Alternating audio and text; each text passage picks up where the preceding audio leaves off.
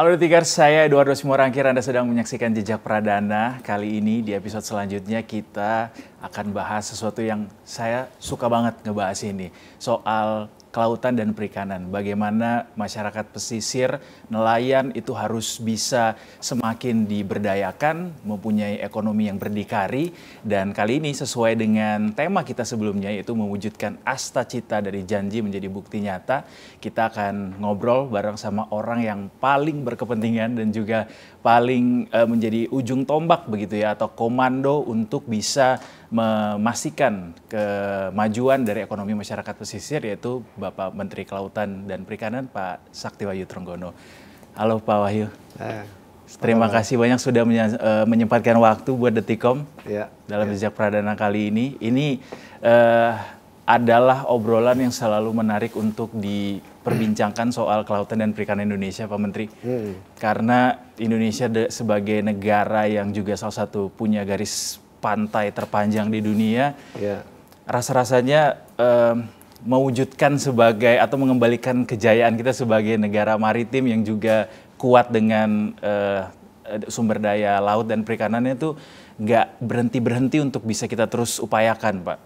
Sejauh ini dalam 1 tahun terakhir Pak Saktiwahyu Trenggono menjadi Menteri Kelautan dan Perikanan kembali. Apa refleksinya Pak yang boleh di-share ke kita selama 1 tahun terakhir ini? Iya, jadi gini ya, sementara kita memorize dulu lah. Dulu tuh waktu itu saya masih SMA kali ya gitu ya, atau udah kuliah gitu. Pokoknya dulu ada yang terkenal namanya Bagan Si Api-Api. Ya kan? Itu kan Bagan Si Api-Api, terus Riau, kemudian di Riau, lalu itu kan terkenal sekali tuh yang namanya produksi perikanan lautnya luar biasa itu.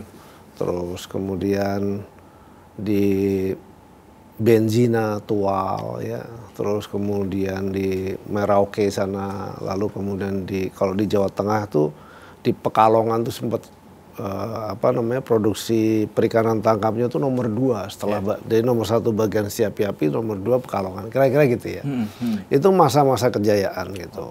Lalu kemudian berjalannya era dan waktu dan seterusnya, ya sekarang itu dua-duanya titik yang tinggal kenangan gitu, dan hampir menyeluruh lah kurang lebih.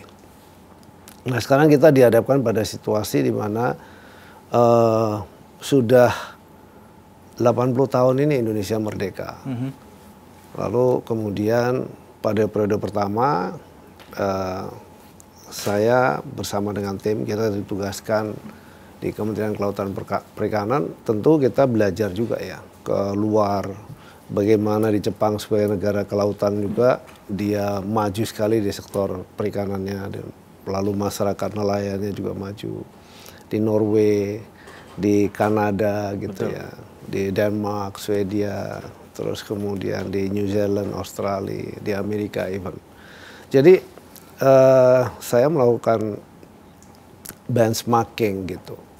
Lalu kemudian setelah itu kita lakukan benchmarking, lalu kemudian kita membuat satu roadmap policy.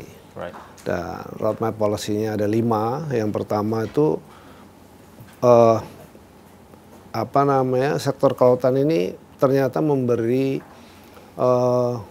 manfaat yang besar sekali, bukan hanya kepada masyarakat nelayan dan masyarakat Indonesia, tapi juga dunia. Khususnya karena tata letak Indonesia sendiri yang di posisi yang sangat strategis ya, di ekuatorial gitu kira-kira. Jadi memberikan sumbangsi yang besar. Di dalamnya ada biota kelautan, lalu kemudian biota kelautan itu artinya ekosistem yang sangat luar biasa dahsyatnya di dalam sana, yang memberi manfaat buat kehidupan umat manusia. Lalu kemudian juga bisa oksigen yang kita hirup, air yang kita minum, juga sumbernya semua dari laut. Nah, terus kemudian emisi karbon ya, yang mengancam perubahan iklim dan sebagainya, itu juga serapan yang paling besar itu di laut gitu. Nah inilah yang kemudian kita punya roadmap, ada 5 roadmap yang utama yang harus menjadi satu buku pedoman jangka panjang laut Indonesia, yang tadi disebut luasan garis pantainya sampai 108.000 kilometer kan kurang lebih gitu ya. 108 kilometer ya. Nah jadi apa namanya, yang satu tuh ruang konservasi. Itu menjadi penting karena faktor ekologi yang tidak boleh diganggu di situ. Lalu nomor 2, penangkapan di laut tuh harus sedapat mungkin bisa dikendalikan dengan baik supaya tidak terlalu overfishing. Dan yang ketiga kita harus punya, karena kebutuhan protein dunia terus meningkat, kalau prediksi FAO itu 2050 akan kenaikannya itu sampai 70%. Nah kalau itu terjadi berarti seluruh biota laut kita habis tentu itu dilakukan. Itulah lalu kemudian budidayalah menjadi salah satu faktor yang harus bisa menjadi kekuatan kita atau core competence. Di dunia sudah melakukan gitu. Kita cenderung, kalau menurut pandangan saya cenderung agak ketinggalan kita di sini. Nah, ini yang harus kita kembangkan. Sedang dikejar Pak ya? Kita kejar ya. Siap. Nah, lalu kemudian tadi sebelum kita wawancara sempat diskusi soal ruang laut, pelanggaran dan seterusnya. Itu adalah pesisir dan pulau-pulau kecil yang harus selalu kita awasi karena ancamannya di situ adalah bisa terdegradasi diantaranya akibat dari marine tourism, ya, lalu kemudian reklamasi untuk kepentingan properti dan lain sebagainya gitu ya. Nah, terus yang terakhir adalah bahaya mikroplastik, karena produksi plastik kan terus menerus ya. Betul. Jumlahnya miliaran kalau menurut saya. Walaupun sudah dibatasi, ya. Udah dibatasi, tetap saja tinggi. Gitu ya, penggunaannya tinggi. Dan yang mengerikan adalah yang dari darat dibuang ke sungai, sungai pergi ke laut. Ya. Ini kita kolaborasi dengan kementerian lembaga lain yang membidangi ini, tapi sisi lain di laut kita jaga betul. Seluruh nelayan yang mau berangkat kita lihat. Siap. Waktu kembali juga membawa logistik yang bungkusnya plastik, waktu kembali harus sama, kan? Kira-kira gitu. Oke, udah kayak di gunung Pak ya, naik dan turun tuh harus diawasi ya, berapa gitu. Banyak. Terus kemudian kita ajak juga nelayan pesisir untuk selalu bersama-sama dalam 1 tahun beberapa periode untuk kita membersihkan sampah plastik di laut. Ini sebetulnya message ke dunia. Oke, itu adalah buku pintar atau roadmap-nya gitu ya. Nah, terus lalu kemudian 1 tahun pertama saya diangkat sebagai Menteri Kelautan dan Perikanan, tentu tinggal melanjutkan. Kita link langsung dengan Astacita Bapak Presiden Prabowo. Dan yang lebih menarik adalah ketika saya membuat modeling itu yang saya sampaikan kepada Bapak Presiden Prabowo, beliau secara langsung dan kebetulan di Kementerian Kelautan Perikanan khususnya kita yang menangani protein itu kan menjadi bagian dari swasembada pangan. Jadi beliau fokusnya swasembada pangan itu menjadi sesuatu yang paling utama, sehingga kalau kita bicara pangan kan ada karbohidrat, ada lemak, lalu kemudian ada protein. Nah, karbohidrat kita sudah swasembada. 1 tahun yang ditargetkan 4 tahun, 1 tahun sudah tercapai. Ini luar biasa. Lalu nomor 2, lemak kita memang sangat kuat. Ya, dan sekarang pemerintah sudah mampu merebut kembali yang ilegal itu, kebun sawit ilegal itu udah 4 juta ton, 4 juta hektar ya, yang bahkan akan menuju ke 8 juta menurut apa yang beliau sampaikan kepada kami gitu. Dan yang ketiga protein. Kalau protein hewani dan lain sebagainya sekarang sedang dikembangkan oleh Menteri Pertanian, tapi kalau protein di sektor perikanan itu kami. Nah, di perikanan ini ada 2, 1 perikanan tangkap, yang kedua budidaya. Nah, inilah yang menjadi concern beliau untuk kemudian kita melakukan ini secara kuat. Jadi kita kuat di pangan itu betul-betul. Beliau kan pangan, energi ya, itu yang menjadi concern beliau. Nah, khususnya di pangan kami punya kontribusi yang cukup signifikan di sektor protein. Selain untuk kepentingan dalam negeri juga sebetulnya untuk bisa digunakan untuk ekspor dan sebagainya.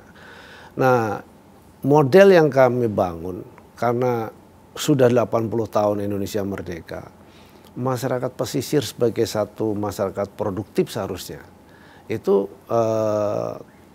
belum terlalu terjangkau dengan baik gitu. Artinya kalau mereka jadi pelaku lebih kepada sebagai karyawan Siap. dan seterusnya. Siap. Karyawan daripada perikanan tangkap yang bukan aktor utamanya bukan gitu, aktor Pak, ya? utama, ya. Nah ini yang kita berdayakan. Jadi kami melakukan studi juga, belajar benchmarking dengan negara-negara yang maju. Itu yang perlu diperbaiki itu dari mereka yang didukung dalam hal ini pemerintah yang harus turun adalah sarana prasarana produksi mereka. Karena mereka itu kan mesin produksi yang memang sudah turun temurun melaut kan begitu ya. Nah diantaranya adalah kapal tangkapnya yang harus kita koreksi, lalu sarana tambatan perahu atau dermaganya yang harus kita perbaiki. Baik. Lalu kemudian kita sediakan pabrik esnya yang hari-hari itu digunakan untuk mereka. Lalu ada SPBU, SPBN ya, yang khusus untuk nelayan juga harus disediakan di situ. Selama ini mereka kan kesulitan soal itu, harus pergi ke daratan yang jauh, bisa 1 jam gitu ya, pakai jeligen-jeligen gitu baru dibawa. Ini kan ya ada sih beberapa gitu ya, tapi tidak memadai. Terus kemudian ada cold storage yang harus kita siapkan. Ada toko sarana prasarana logistik apabila mereka melaut kan mereka selalu membawa logistik. Karena kan bisa 1 harian dari pagi sampai malam atau bahkan bisa 2 hari, bisa 3 hari begitu.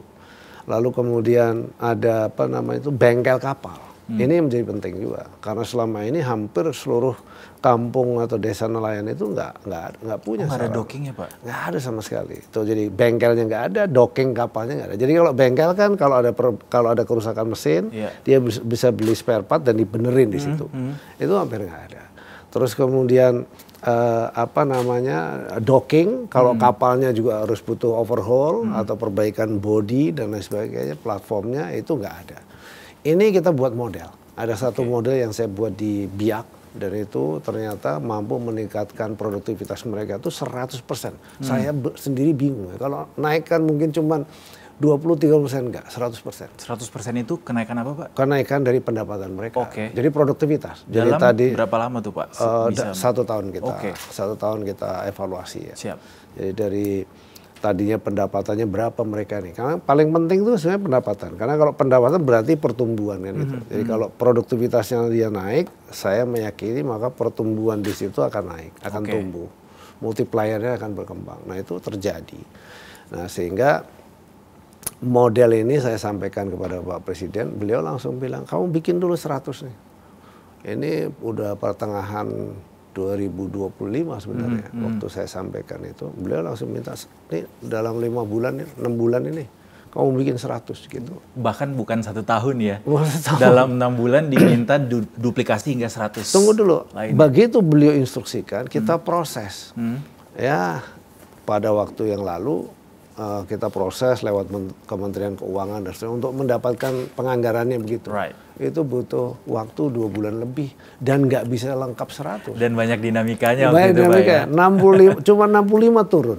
Saya bilang, Pak, ini saya waktu tinggal 3 bulan, tapi saya kejar ini 65 titik ini kita bisa selesaikan dalam jalankan. Tapi sisanya 35 tetap jalankan. Nanti minta mundur waktunya kepada Kemenq ya. Sudah itu kita jalankan. Sekarang sedang dalam proses pembangunan dan beliau tentu ya dengan 65 atau 100 ini nanti selesai. Itu beliau minta malah sampai akhir 2029 itu 1000 jadi 4000. Oh, 4.000 sekarang target. Jadi kan desa nelayan tuh totalnya kan ada 12.000 ya. Seluruh Indonesia ya. Jadi kurang lebih sekitar 3,5 juta nelayan yang benar-benar hidupnya ada di situ. Nah, itu kalau kali 3 keluarga saja sudah berapa gitu. Kalau itu terjadi, inilah yang mereka merasa bahwa yang belum terperhatikan. Sekarang mereka menjadi tuan rumah di wilayahnya lah kira-kira gitu. Siap. Jadi angka terakhir yang disampaikan Bapak Presiden ke Pak Menteri 4.000 sampai 2029. Iya. 4.000 kampung nelayan. 4.100 totalnya. 4.100 kampung nelayan. Merah Putih namanya, Pak ya. Betul. Saya juga pas tahu ketika kampung nelayan Merah Putih ini diinisiasi sama KKP gitu, kemudian diminta duplikasi sebanyak itu juga, wah, it's not gonna be an easy job. Karena bikin satu aja tuh sebenarnya pelik. Tantangannya, Pak ya. karena kita harus melihat betul tematik karena ini sifatnya. Bangun ekosistem baru. Bangun kan ekosistem, ya. Dan once itu kemudian kita bisa berhasil, sebetulnya itu sudah solusi everything gitu ya. Jadi kalau misalnya rumah dia jelek, terus apanya jelek dan sebagainya itu kalau kita perbaiki nggak ngasih pengaruh apa-apa. Tapi kalau sarana prasarana untuk mereka bekerja, itu kemudian mampu kita siapkan lalu mereka bisa menjadi produktif, itu dampak. Jadi kalau Presiden mengatakan saya ingin mencapai di dalam visi beliau untuk mencapai pertumbuhan 8%. Kalau model ini kita jalankan itu salah satu kita punya kontribusi yang sangat signifikan. Atau it could be more, bahkan mungkin bisa lebih dari 8%. Saya meyakini itu, tapi kan terlalu sombong kalau saya bilang gitu. Tapi paling tidak dari konteks kita gitu, wilayah yang begitu lama, udah 80 tahun loh, nggak terlalu tersentuh dengan serius gitu. Di Biak Pak ya? Itu satu model di Biak, tapi yang model. Tapi kita bangun semua udah seluruh Indonesia. Tapi apa yang saat itu terjadi di Papua yang 100% kenaikan omset itu atau produktivitas itu, apa yang jadi catatan untuk bisa diperbaiki Pak sehingga akhirnya bisa diduplikasi lebih baik di wilayah-wilayah? Menarik adalah peningkatan kualitas. Jadi sebetulnya selama ini kualitas perikanan tangkap kita ini kan kalau boleh dibilang dalam tanda kutip, contoh misalnya ya tuna saja, tuna kita itu kan belum bisa masuk Jepang, gitu. Kenapa? Karena kalau ditangkap misalnya, dia harus masuk dalam freezer yang minus 60, nggak ada kita kapal yang sampai minus 60 gitu.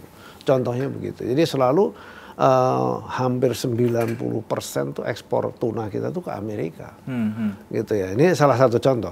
Belum komoditi-komoditi ikan yang lain juga sama itu. Lalu saya kemudian khusus untuk yang 1 day fishing, 2 day fishing, 3 days fishing ini, kira-kira jenis kualitasnya supaya meningkat apa? Jadi selama ini kita tuh salah ya kalau kita menggunakan esnya tuh balok es dari air tawar. Di Biak itu masih pakai air tawar, balok esnya bagus-bagus tuh dari air tawar. Itu adalah praktik yang salah? Itu sebetulnya untuk kualitasnya ya lumayan tapi kurang bagus. Nah ini hasil evaluasi ya, hasil evaluasi, hasil belajar, hasil riset, hasil benchmarking kira-kira gitu kan. Dia harus menggunakan slurry ice. Jadi slurry ice itu es yang dibuat dari air laut. Nah, jadi ikannya itu ya karena ikan laut ya, waktu masuk dia kayak kerendam gitu, jadi kualitas ikannya dia tetap stabil gitu. Kalau es kan balok es kan ditumpuk begini kan, itu sebetulnya dia nggak menyeluruh kenanya. Gitu. Itu ini buat penanganan di pelabuhan doang baru nih Pak ya? Enggak, itu nanti harus di dalam kapal. Di dalam kapal. Selama ini kan pakai balok-balok. Nah, berikutnya yang di Kampung Nelayan yang baru ini kita menggunakan box. Jadi setiap kapal mau melaut di situ ada box, ada slurry ice-nya. Jadi waktu dia dapat ikannya dimasukin dalam kayak ditenggelamin gitu. Ini bahkan sebelum masuk sampai ke cold storage-nya. Belum masuk cold storage. Jadi mereka produksi, begitu mendarat dia pindahkan ke cold storage. Kira-kira termasuk gitu. Juga mungkin kualitas dan juga kapabilitas SDM yang ada di masyarakat pesisir kali Pak ya, itu termasuk dalam tupoksi KKP juga kan ya? Betul, kita punya penyuluh-penyuluh ya, ada 4.600 yang menyebar di seluruh Indonesia. Tapi satu hal yang saya pelajari, kita punya juga pendidikan politeknik, di sektor kelautan perikanan. Ya, ada politeknik penangkapan, ada politeknik budidaya, dan seterusnya begitu. Ada 11 lokasi di Indonesia yang di bawah kita. Dan itu 100% mahasiswanya atau siswanya itu dari anak-anak nelayan itu semua. Nah, itu mulai saya masuk di awal tahun 2022, udah kebijakan kita semuanya harus dari situ. Nah ini harapannya supaya kemudian bisa berubah. Bisa membangun kampungnya Pak ya? Iya, tapi satu ya sebetulnya, setelah saya pelajari, mereka sudah turun-temurun lebih jago sebetulnya. Mereka itu memang di laut hidupnya. Dan mereka memang sudah hebat gitu, dengan peralatan tangkap yang sangat sederhana, kapal yang sederhana. Mereka bisa hidup gitu. gitu ya. Nah inilah kemudian yang kita hanya tingkatkan dari seluruh sarana prasarananya saja. Siap. Yaitu yang berdampak produktivitas dia yang jauh lebih. Dan kemudian lebih arif. Ya, artinya penangkapan itu kapan dia harus melaut dan kapan dia harus tidak melaut. Jadi gitu. terukur. Udah terukur dia. Jadi kalau kemudian salah satu kebijakan kita membuat penangkapan ikan terukur yang kita sudah terbitkan juga peraturan pemerintah 11 di tahun 2023. Sebetulnya itu yang dijalankan oleh nelayan-nelayan itu. Gitu loh.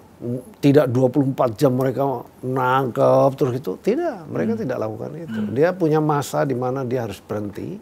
Dia punya masa di mana dia harus nangkap. Tapi nelayan bukannya saat ini sudah teredukasi soal itu, Pak? Atau kalau yang nelayan tradisional itu sudah paham.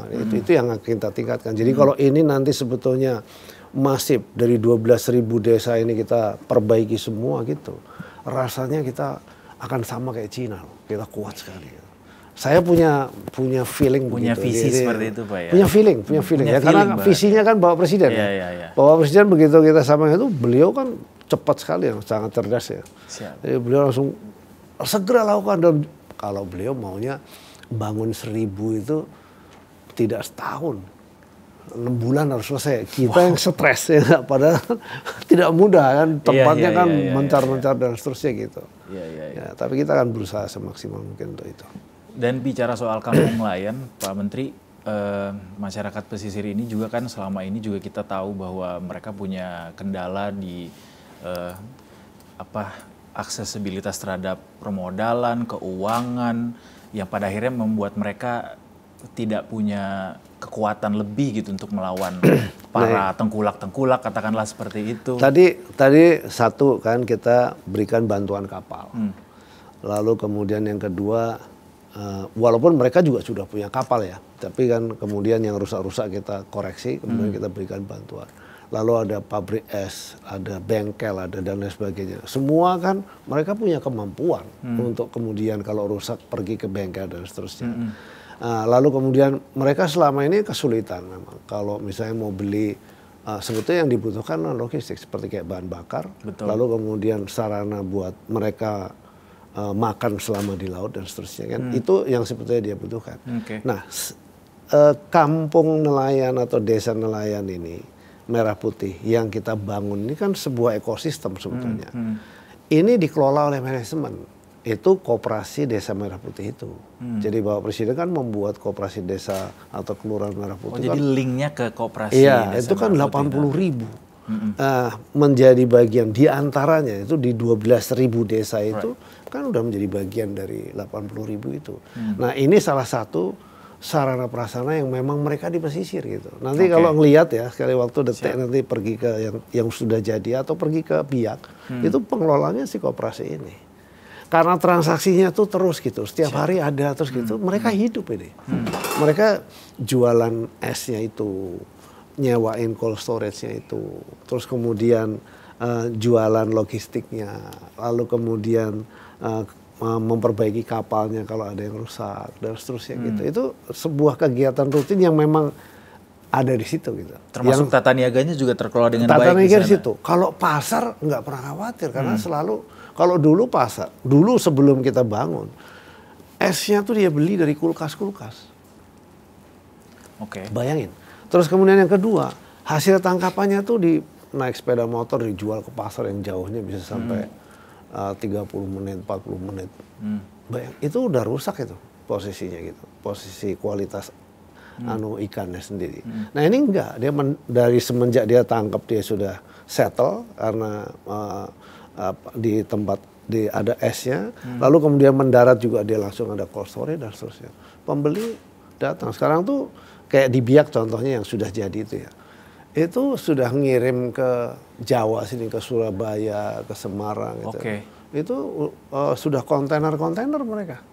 Setiap bulan tuh 2-3 kontainer itu dari sana. Bayangin aja itu kan sesuatu yang luar biasa. Nah, otomatis kan multiplier di situ ya tumbuh. Itu satu desa kecil loh, bayangin aja. Kayak gitu contohnya. Secara luasan ada ini nggak sih Pak definisi untuk kampung nelayan? Kita tematik ya, ya kita tematik. Jadi dibangunnya tematik, tidak semua desa itu akan katakanlah kampungnya ada fasilitas A, B, C gitu misalnya. Misalnya setiap desa itu harus komplit, tidak harus. Karena yang sangat dibutuhkan oleh mereka apa? Jadi berdasarkan karakteristik desanya, kampungnya. Betul. Oke. Pak, kalau bisa dielaborasi, jadi apa saja yang dibangun di kampung nelayan Merah Putih ini, Pak? Dermaga, karena itu penting untuk tambatan perahu. Lalu kemudian tempat pelelangan untuk menentukan kalau datang harganya itu berapa kan gitu. Yang ketiga, bengkel kapal, karena ini penting. Setiap bulan ada saja. Jadi dari setiap kampung nelayan akan ada bengkel kapal. Bengkel wajib itu harus ada. Terus kemudian ada docking. Itu kalau di overhaul besar. Terus kemudian ada pabrik es, wajib itu karena setiap mau melaut dia harus ada. Termasuk yang dari air laut tadi Pak ya? Slurry ice itu. Sekarang udah berubah lah. Jadi kualitasnya ini kita bisa, nanti sekali waktu impian saya itu, mimpi saya. Ini refleksi dari mimpinya Presiden sebetulnya. Wah, kampung nelayan Puji Harjo. Jadi ikan brandingnya itu dari desa Puji Harjo. Sudah dia kualitas the best gitu. Dan kalau perlu di situ sudah koperasi udah bikin packaging lah misalnya gitu. Mimpinya tuh ke arah sana. Jadi di era penjualan sekarang sudah bisa pakai media digital begini ya. Itu kan kalau dulu kan mesti dikumpulin jadi satu gitu. Sekarang enggak ada. Terus yang berikutnya ada cold storage tadi. Ada toko, wajib itu. Jadi ini kan mandatori semua. Ada SPBN. Ada SPBN. SPBN. Itu wajib.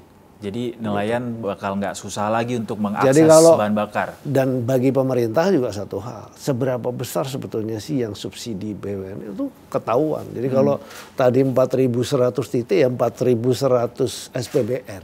Kalau masing-masing misalnya 1.000 kiloliter ya kali 4.100. Nah sejumlah itulah yang seharusnya. Kalau karena kan kita nggak tahu seberapa besar yang di.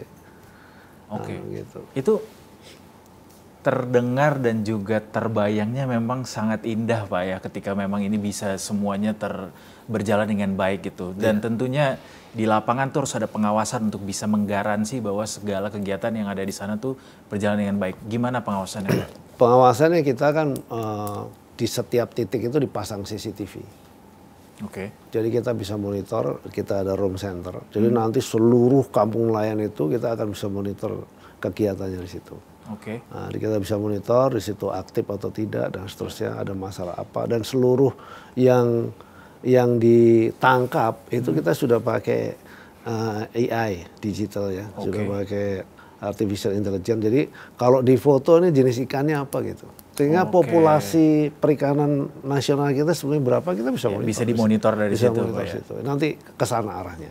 Dan kemudian ini bisa link juga kepada pasar ya yang online. Nanti kan kemudian mereka saya butuh ini jenis di Jepang sudah kayak gitu, di Norway sudah kayak gitu, di Denmark sudah kayak gitu. Dan mereka juga mengalami satu fase di mana sulit sekali untuk menjalani, tapi kemudian bisa. Jadi saya punya keyakinan kalau ini kita jalankan secara konsisten, persisten, yakin saya ini bisa. Dan bayangan saya ketika itu bisa diduplikasi dan berjalan dengan baik gitu Pak, sama seperti yang di Papua, bahkan itu juga bisa mendatangkan investasi juga dari luar untuk bisa memberdayakan potensi yang ada di sana. Saya terus terang surprise. Kenapa? Baru saya bikin satu saja. Ada konglo besar gitu ya, yang kemudian interesting dan ternyata dia ini sekarang yang collecting, yang ngambilin dari hasil produksi. Lalu kemudian dia juga membangun. Saya nggak bisa sebut namanya. Membangun apa Pak? Kampung nelayan. Jadi artinya juga ikut membangun kampung nelayan di luar dari yang dibangun pemerintah. Itu artinya dia meyakini bahwa ini sangat bagus gitu. Jadi menduplikasi yang sudah dibangun di Papua. Iya betul. Dia duplikasi, dia bangun di beberapa titik. Mereka sekarang ini ada 10 titik yang dia sekarang lagi dalam proses pembangunan. Jadi kalau itu terjadi, Anda bisa bayangkan tuh. Itu ekonominya akan tumbuh luar biasa dan kemudian ya saya meyakini dulu mungkin orang bisa nggak percaya dengan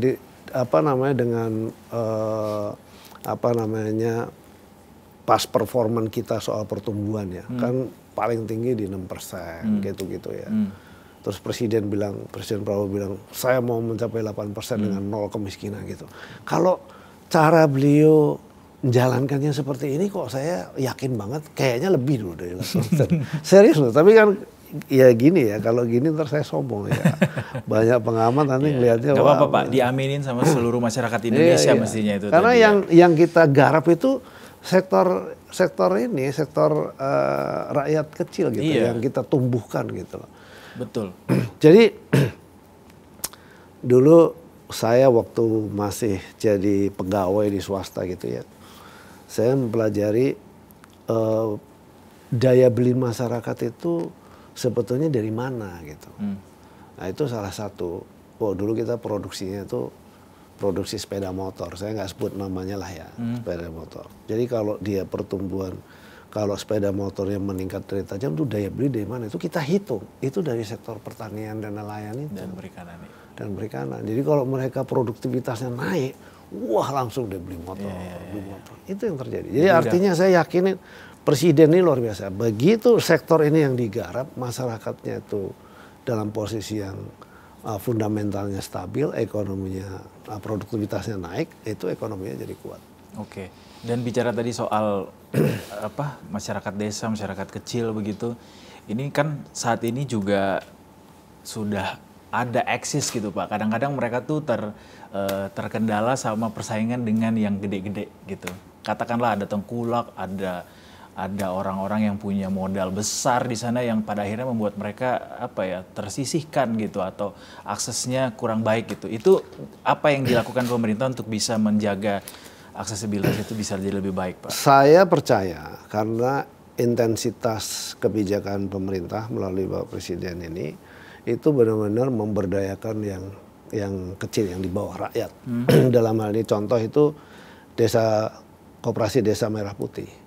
Kan sejujurnya sudah ada koperasi KUD dan sebagainya, tapi berbeda konsepnya. Sekarang diberikan sarana prasarana yang lengkap, lalu kemudian ruang aktivitas ekonominya tersedia seperti kayak hasil produk pertanian, lalu kemudian hasil dari produk perikanan, kan kayak gitu.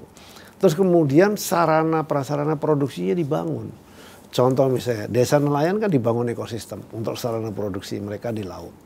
Lalu beliau memerintahkan kepada kami juga untuk membangun budidaya yang di darat.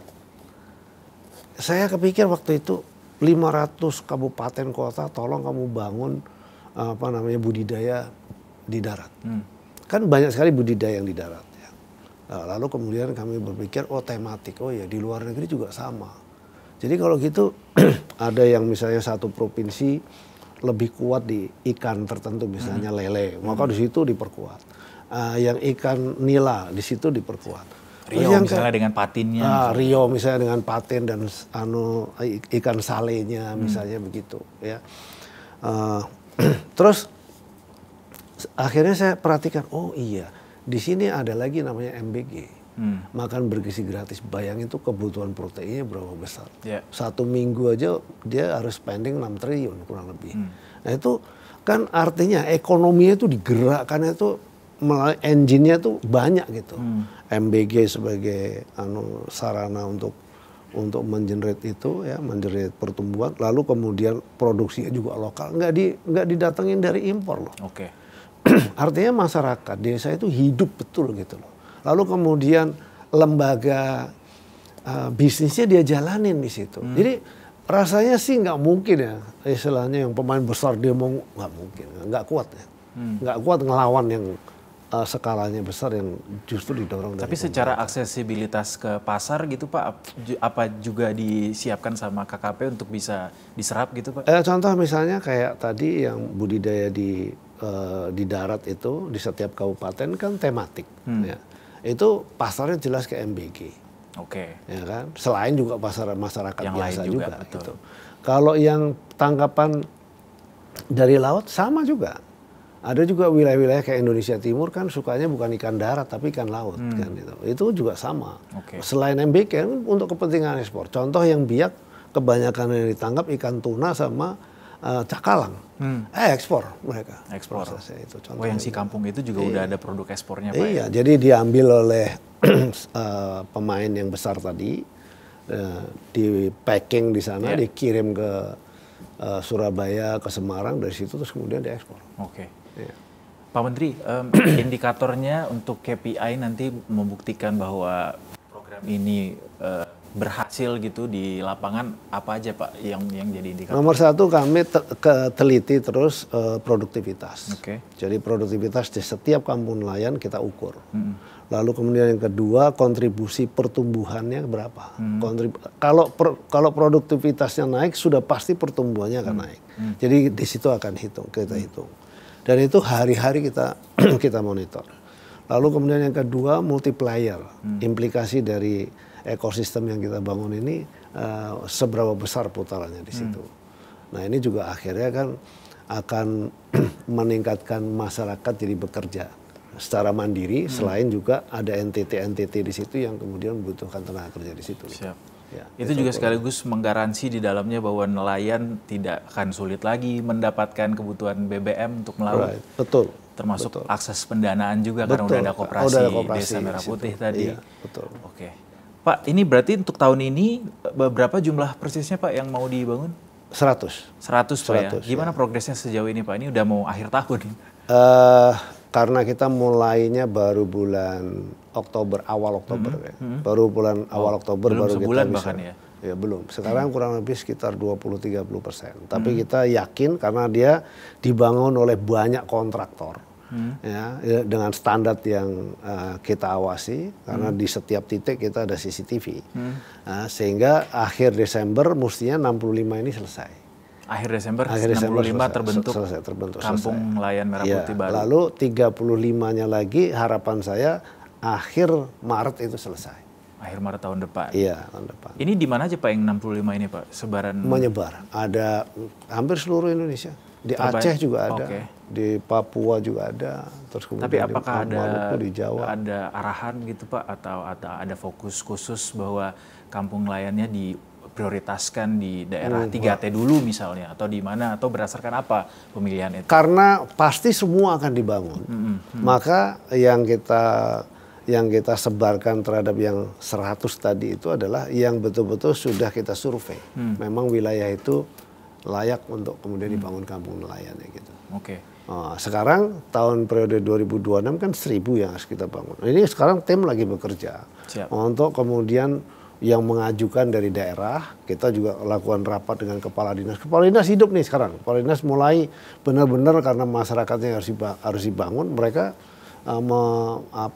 menyampaikan data bahwa di wilayah mereka ada sekian desa terus. Nah, pada waktu dia menyampaikan itu kita ada tim yang menguji apakah benar-benar dia layak, apakah dia minimal 80% masyarakat atau wilayah yang kita bangun itu minimal adalah memang dia di laut bekerjanya. Kalau mereka misalnya cuma 20% yang ke laut, kita nggak akan lakukan pembangunan di situ. Oh gitu. Iya, karena nggak mungkin ini sarana prasarana yang kita siapin belum tentu akan dijalankan oleh mereka gitu, salah satunya. Gitu. Siap. Ini berarti semua dirjen di KKP lagi kerja keras untuk bukan hanya kerja keras setiap hari dipacet terus. Ditanya terus progresnya Pak ya. Iya, betul. Jadi dari target tadi bahkan sampai 4.000 lebih, 4.100 di 2029, bayangan serapan tenaga kerja untuk semua ini ada berapa Pak dari data KKP? Setiap kalau termasuk dengan yang bekerja konstruksi ya sangat besar ya. Satu titik itu tidak kurang dari 65 ya. Jadi kira-kira sekitar 7.000-an orang lah. Oke. 7.000 orang.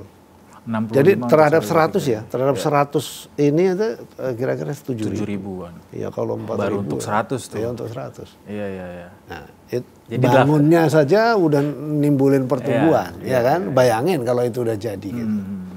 Kira-kira. Anggaran gimana Pak? Cukupkah? Anggaran gini, jadi dikombinasi intinya dari pemerintah lah. Ya. Semua full APBN? Sebagian. Jadi yang 100 ini 100% dari APBN. Nanti yang 1.000 itu kombinasi antara APBN dengan Danantara. Karena karena pada dasarnya sama seperti kayak Koperasi Desa Merah Putih juga kan. Ada proses pengembalian dari dana desa kan di situ yang dimanfaatkan. Nah ini juga sama sebetulnya karena yang kita bangun kan sebetulnya itu kegiatan aktivitas bisnis ya. Betul. Ya, yang bisa memberikan return gitu. Betul. Hanya saja return kalau dihitung tingkat pengembaliannya lama lah. Kira-kira sekitar 11 tahun, 10 tahun. Tapi nggak apa-apa. Karena yang kita tuju kan bukan soal pengembaliannya. Yang kita tuju adalah pertumbuhannya gitu. Karena kalau pertumbuhannya jadi tinggi, terus kemudian masyarakatnya sejahtera, kemiskinan udah pasti nol. Nah, itu yang akan kita hitung di setiap titik yang kita bangun itu bagaimana kemiskinan, bagaimana nanti stuntingnya, bagaimana produktivitasnya, bagaimana pertumbuhannya, itu kita punya tim untuk itu. Siap. Nanti kita akan bekerjasama tentu juga dengan BPS untuk kemudian kita uji sehingga lebih akurat ke depannya gitu. Siap. Berarti untuk 100 pertama akan model pembiayaannya dari APBN full. Ya. Kemudian untuk yang ke depannya akan berkolaborasi dengan Danantara. Danantara betul. Ya. Tapi belum tahu berapa persen dari APBN, berapa persen dari Danantara. Kira-kira 50% lah. 50-50 lah. Ya. Siap. Ini Pak Purbaya senang nih kalau dananya terserap banyak nanti untuk pembangunan kampung-kampung nelayan ini, Pak. Yang lebih senang lagi beliau sebetulnya itu timbul pertumbuhan. Jadi beliau kan orang keuangan ya. Jadi kalau lihat pertumbuhannya terus kemudian bisa tercapai dan melebihi dari target, wah itu pasti beliau senang. Karena dengan demikian kan income ke negara kan naik lagi juga. Betul. Mestinya ini semua akan diamini sama masyarakat Indonesia karena ini mimpi kita dari dulu kala Pak ya, bahwa masyarakat pesisir tuh bisa kembali berdaya saing begitu, termasuk dari berbagai macam aspek tadi. Mau agak bergeser sedikit Pak sama isu terkini yang kemarin sempat juga jadi perbincangan hangat juga soal kandungan cesium 137 yang menyasar udang ekspor kita yang ditolak sama Amerika. Saat ini bagaimana pantauan terkini dari KKP untuk produk-produk perikanan dan laut kita dari paparan radiasi itu, Pak? Jadi gini ya, ya ini pasar ya. Jadi kalau saya bilang pasar itu dinamis kan, bisa jadi pasar itu perang juga gitu ya. Tapi kalau saya bilang begitu nanti sudahlah, lebih baik saya diajarin oleh Pak Prabowo Presiden. Kenali dirimu, kenali lingkunganmu, dan kenali musuhmu. Itu teori yang selalu itu masuk tuh. Karena saya pernah sebagai wakil beliau dulu. Jadi itu yang selalu saya core memory, Pak ya. Sehingga kenalin diri saya, kekuatan kita di mana. Artinya kekuatan dalam konteks KKP, kekuatan KKP. Nah, kalau dalam konteks produksi, artinya dari sisi perikanan kita tuh kekuatannya di mana dibanding dengan lingkungan, gitu. Terus kemudian kalau saya misalnya marketnya ke Amerika misalnya gitu, lawan saya siapa, pesaing saya siapa, itu yang kita evaluasi kan begitu ya. Udang itu khusus untuk udang, itu ekspor kita kira-kira 1,7 sampai 2 miliar dolar setiap tahun. Itu juga bukan angka kecil. Kalau 2 miliar dolar itu kan kira-kira sekitar 36 triliun.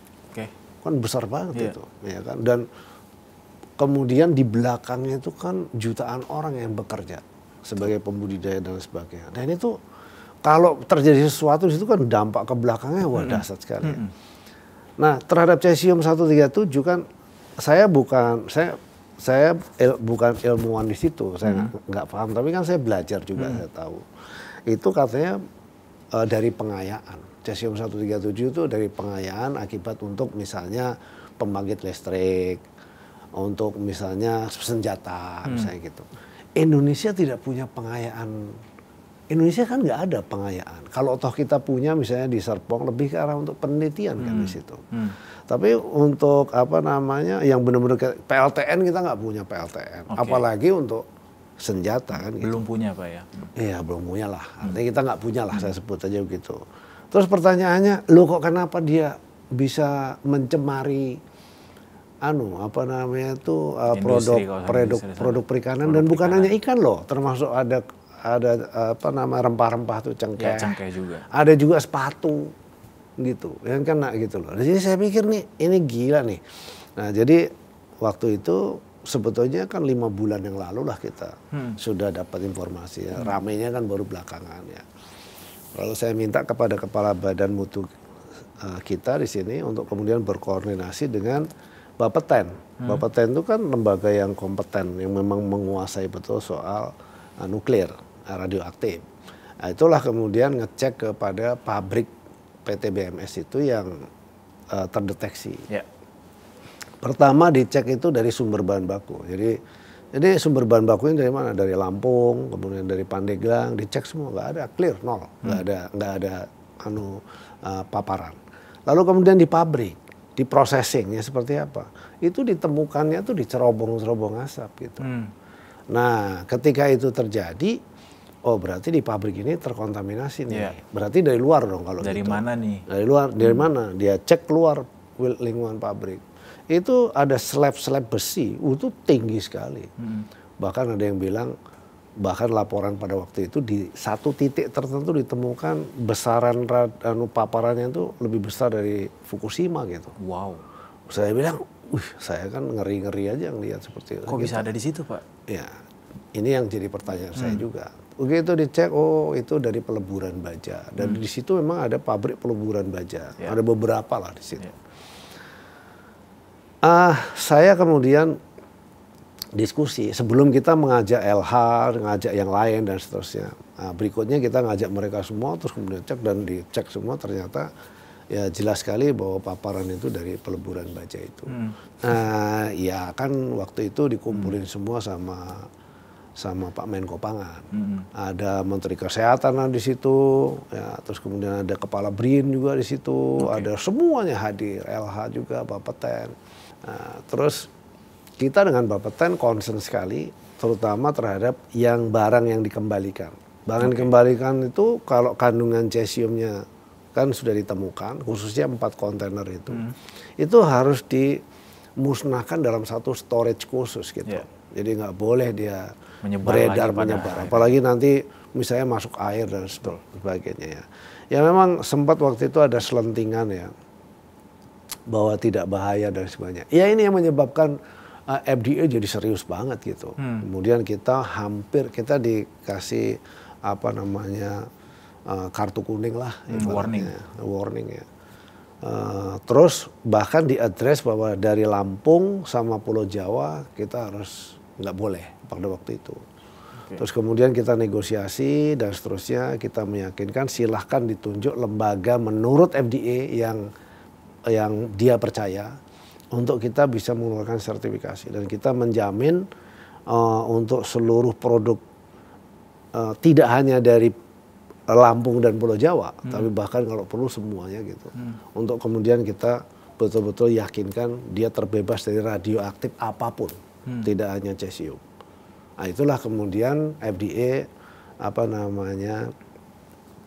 percaya kepada kita, dan kita KKP itu ditunjuk sebagai otoritas yang dipercaya oleh mereka untuk mengeluarkan sertifikasi itu.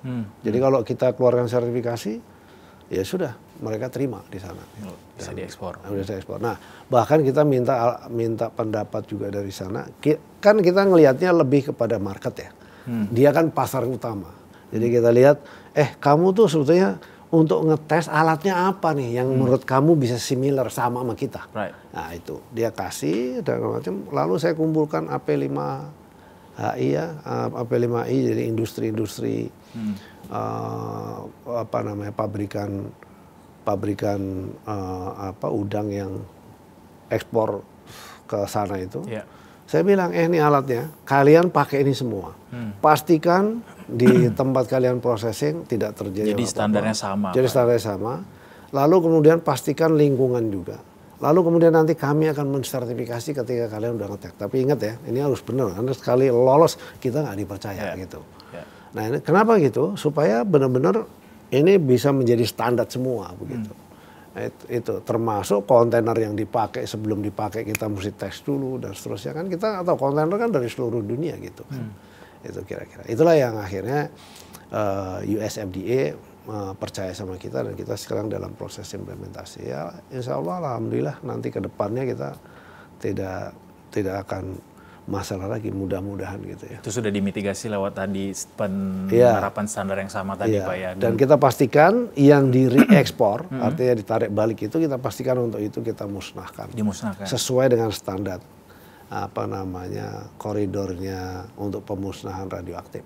Tapi katanya memang ada yang nggak dimusnahkan ya Pak, karena masih batas. Yang memang enggak, ya, kita nggak ada ambang batas. Pokoknya identified bahwa dia ada terpapar, kita langsung musnahkan. Ini soal keyakinan. Jadi itu yang bahasa itu yang nggak boleh. Jadi masyarakat tidak perlu khawatir. Tidak perlu khawatir, baik udang. untuk lokal maupun manapun, yang begitu dia terpapar mau di bawah ambang batas segala macam, kita pasti harus musnahkan. Baik. Gitu. Siap. Biar harus believe dong, harus yakin. Kalau enggak nanti kan orang ragu jadi. Betul, gitu. Menimbulkan ketidakpastian di masyarakat yang akhirnya kita juga yang akhirnya kena imbasnya Pak ya. Pak Menteri, terima kasih banyak sudah mau berbagi cerita bareng sama kita di sini 1 tahun refleksi perjalanan di pemerintahan Pak Prabowo Gibran, dan juga untuk kampung nelayan merah putihnya kita nantikan realisasinya Pak Menteri ya. Siap. Dan kita doakan semoga bisa tercapai semuanya sesuai dengan visi dan juga feelingnya Pak Menteri tadi. Mudah-mudahan benar-benar bisa tercapai juga. Amin. Terima kasih sekali lagi Pak Menteri. Terima kasih juga Detikers sudah mau menyaksikan Jejak Pradana episode kali ini. Kita bertemu di episode-episode selanjutnya. Saya Eduardo Simorangkir pamit. Sampai jumpa.